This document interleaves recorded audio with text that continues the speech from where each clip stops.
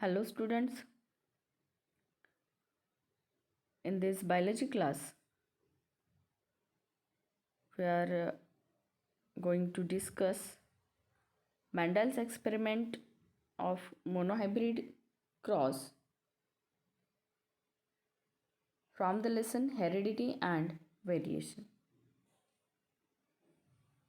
So जो Mendel's के principles है हेरिडिटी के, तो ये हम डिस्कस करेंगे आज के क्लास में। तो जो मेंडल है इनको कहा जाता है पायनियर ऑफ मॉडर्न जेनेटिक्स। तो जो प्रिंसिपल्स है हेरिडिटी के, तो ये प्रिंसिपल्स मेंडल ने हमें बताया है with the help of monohybrid and dihybrid cross. तो जहाँ पे बोथ पेरेंट्स इक्वल कंट्रीब्यूशन देते हैं for the inheritance of characteristics, तो जो प्रोजेनी फॉर्म होती है तो उसमें कौन से कैरेक्टरिस्टिक्स अपीयर हो सकते हैं, यह हमें इस एक्सपेरिमेंट से समझ में आएगा।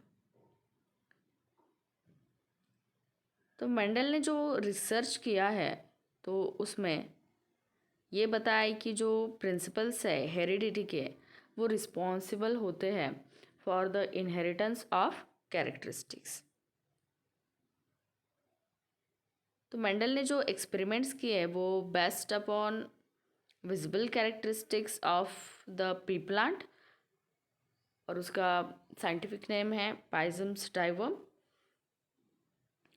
तो जो ऑब्जर्वेबल 7 कैरेक्टरिस्टिक्स है पी प्लांट के, उसको मेंडल ने यूज़ किया है फॉर एक्सपेरिमेंट।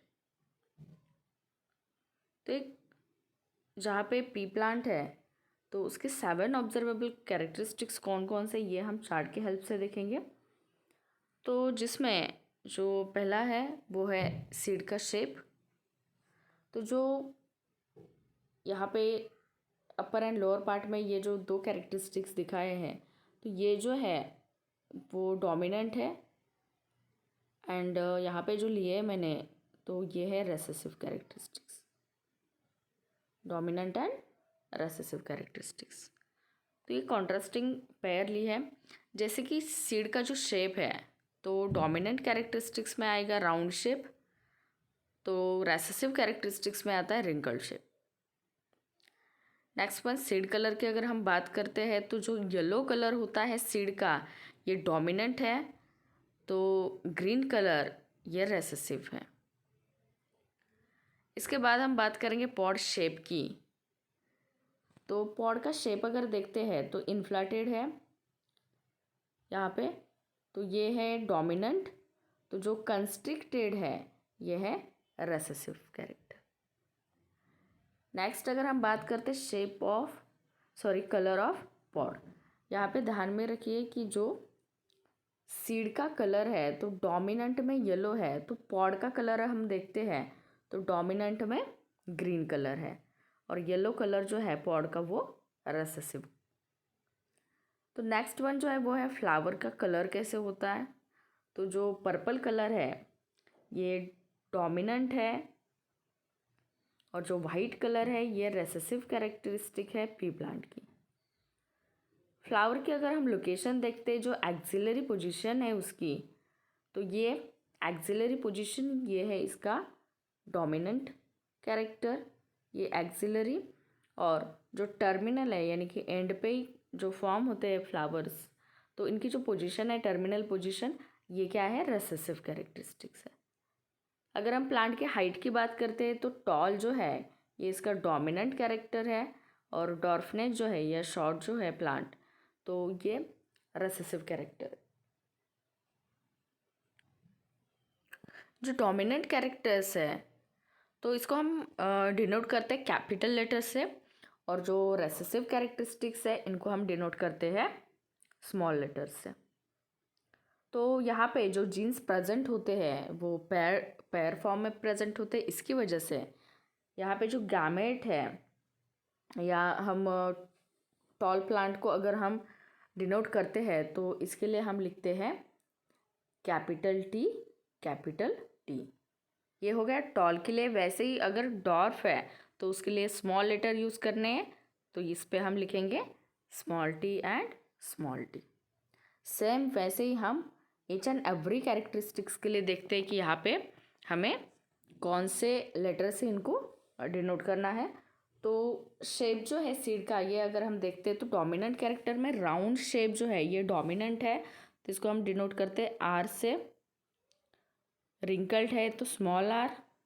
वही अगर हम कलर देखेंगे सीड का तो येलो डोमिनेंट है, इसकी वजह से कैपिटल वाई। ग्रीन का देखते हैं तो स्मॉल वाई। जो पॉड का शेप है तो वो इन्फ्लेटेड के लिए आई और कंस्ट्रिक्टेड के लिए स्मॉल आई। अगर हम पॉड का कलर देखते हैं तो ग्रीन के लिए कैपिटल जी और यहाँ पे आएगा स्मॉल जी। वैसे जो कलर है फ्लावर का, पर्पल के लिए कैपिटल सी, वाइट के लिए स्मॉल सी। जो पोजीशन है फ्लावर की, एक्सिलरी के लिए हम लिखेंगे कैपिटल ए, वैसे टर्मिनल के लिए लिखेंगे स्मॉल ए। टॉल के लिए लिखेंगे कैपिटल टी और डॉर्फ के लिए लिखेंगे स्मॉल टी। तो ये लेटर से हम इनको डिनोट करते हैं। जो डोमिनेंट कैरेक्टरिस्टिक्स है उसके लिए हम कैपिटल लेटर्स को यूज़ करेंगे और जो रेसेसिव कैरेक्टरिस्टिक्स है उनके लिए हम स्मॉल लेटर्स को यूज़ करते हैं। तो आज हम ये मोनोहाइब्रिड क्रॉस जो है ये एक्सपेरिमेंट हम मेंडल का स्टडी करेंगे कि जो कैरेक्टरिस्टिक्स है, तो प्रोजेनी में जो कैरेक्टरिस्टिक्स ट्रांसफ़र होने वाले हैं तो उसमें कौन से कैरेक्टरिस्टिक्स ट्रांसफ़र हो सकते हैं, तो ये हम स्टडी करेंगे। क्योंकि जो पेरेंटल जनरेशन होती है या फिर बोथ पेरेंट्स, तो वो इक्वली कंट्रीब्यूट करते हैं प्रोजेनी के लिए। तो ये ट्रांसफ़र जो होता है कैरेक्टरिस्टिक्स का ये हम देखेंगे। तो यहाँ पे जो मेंडल ने एक्सपेरिमेंट किया है, जो क्रॉस किया है between two P plants with only one pair of contrasting character, this type of cross is called as monohybrid cross। जो क्रॉस जहाँ पे एक ही कैरेक्टर को यूज़ करके उसमें कॉन्ट्रास्टिंग पेयर को लेके जो एक्सपेरिमेंट किया गया है उसको कहते हैं मोनोहाइब्रिड क्रॉस। क्योंकि आगे हम जो डाईहाइब्रिड क्रॉस सीखने वाले हैं तो इसमें टू कैरेक्टरिस्टिक्स को यूज़ करना है। तो मोनोहाइब्रिड क्रॉस में एक ही कॉन्ट्रास्टिंग कैरेक्टर को यूज़ किया जाता है, वन पेयर ली जाती है उसमें। तो यहाँ पे जो एक्सपेरिमेंट हम सीखने वाले हैं या स्टडी करने वाले हैं, तो इसमें हमने कंसिडर किया है एक कैरेक्टरिस्टिक्स, वो है प्लांट हाइट। तो ये जो यहाँ पे मोनोहाइब्रिड क्रॉस दिया है ये आज हम डिस्कस करेंगे। तो जो पेरेंटल जनरेशन होती है उसको कहा जाता है P1। जो मोनोहाइब्रिड क्रॉस है इसमें जो पेरेंटल जनरेशन आती है उसको कहा जाता है P1 जनरेशन। तो टॉल एंड डॉर्फ ये कॉन्ट्रास्टिंग कैरेक्टर है जो प्लांट की हम हाइट देखने वाले हैं इसमें। तो जो टॉल प्लांट है तो इसको टॉल को हम डिनोट करते थे कैपिटल टी से।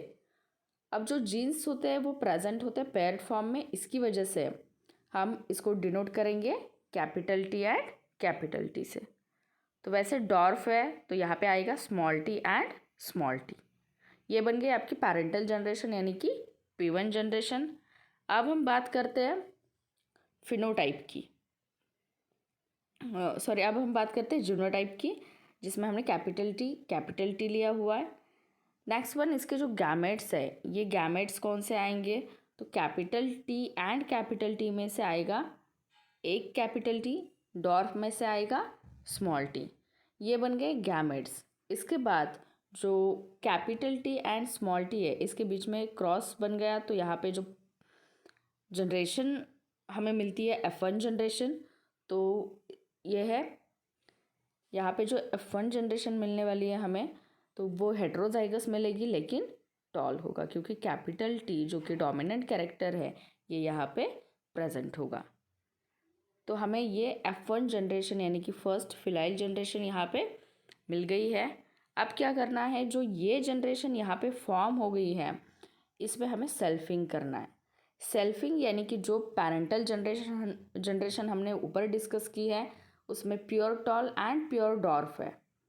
तो यहाँ पे हम क्या करेंगे, जो हेट्रोजाइगस टॉल यहाँ पे F1 जनरेशन में फॉर्म हुआ है, यानी कि capital T and small T, तो इसको हम यूज़ करने वाले हैं उस मोनोहाइब्रिड क्रॉस को डिस्कस करने के लिए। तो इधर क्या किया है, capital T small T, capital T small T, तो ये F1 जनरेशन का सेल्फिंग है। तो इसके जो गैमेट्स फॉर्म होंगे तो यहाँ पे आएगा capital T small T, again capital T and small T. अब इसमें अगर हम इनका जो क्रॉसिंग है ये अगर हम करते हैं तो यहाँ पे ये पॉसिबिलिटीज़ हमें मिलती है। ये चेकर बोर्ड के हेल्प से दिखाया है, इसको पुनेट स्क्वायर मेथड भी बोलते हैं। इस मेथड से हमें ये स्टडी बहुत इजी बनता है। तो यहाँ पे male gamete and female gamete को लिया है, capital T small T, capital T and small T.